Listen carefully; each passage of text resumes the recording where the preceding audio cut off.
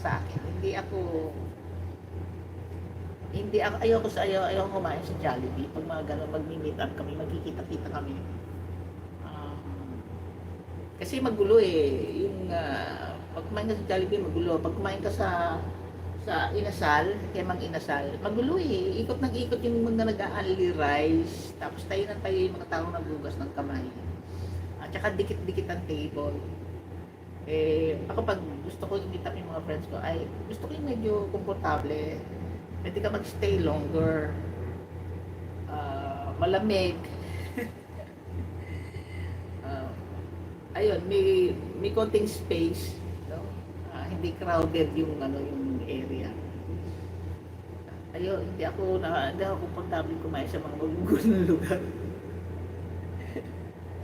So, okay na rin. Okay na rin yung tsaka yung pinakita niya talaga yung magkano yung cost nung binili niya sa market. Yung yung yung yung prawns, yung calamari, uh, yung lapu-lapu, ano pa bang pinili niya? Ang total niya is 1,400.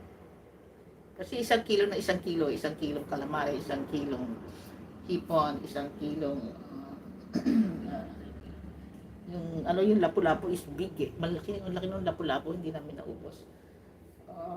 I think it's more than 1 kilo. Kaya umabot siya ng 1,400. Ilang yun yung cost na pinamili niya. And then, additional charges sa cooking niya. Which, mura lang.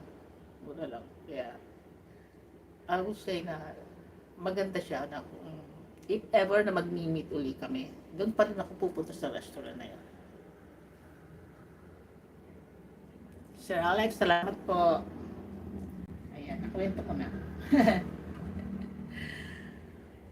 Pwede na ako mag-mute.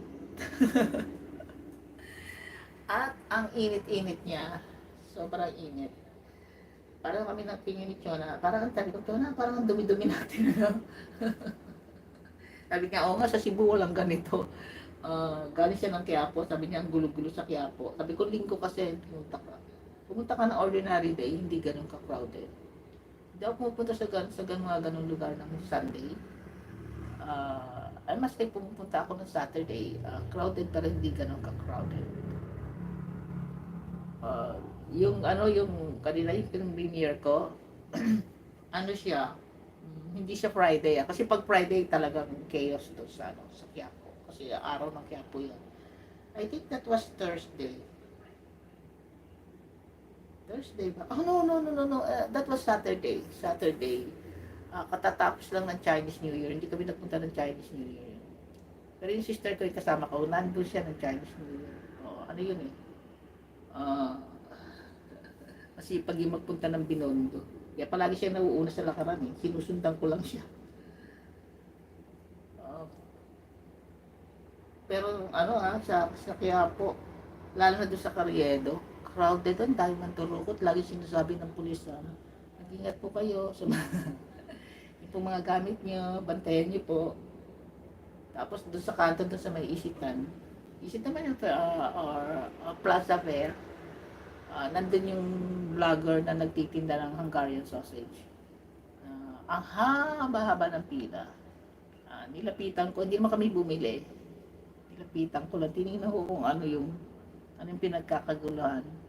Ayun, yung hotdog. With bed of lettuce, tapos nandun na. Ang haba ng pila, sabi ko, gano'n makasarap yan. Busy yung vlogger, hindi ko napansin kung ano itsura niya. Pero afterwards nakita ko na, pinunta ko yung channel, and then, yeah. Kaya daw nag-viral yun kasi meron siyang, yung sinabi niya na yan, maingay. Pinatay ko aircon. Yung sinabi niyang sa mga shoutout sa mga kabataan dyan, kilos-kilos din, wag lang puro cellphone, yung to that effect. So, nabash siya ng iba.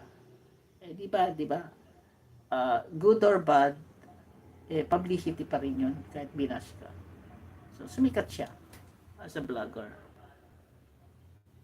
Sige, mute mo na. Hey, Tesha Bell, thank you. Salamat.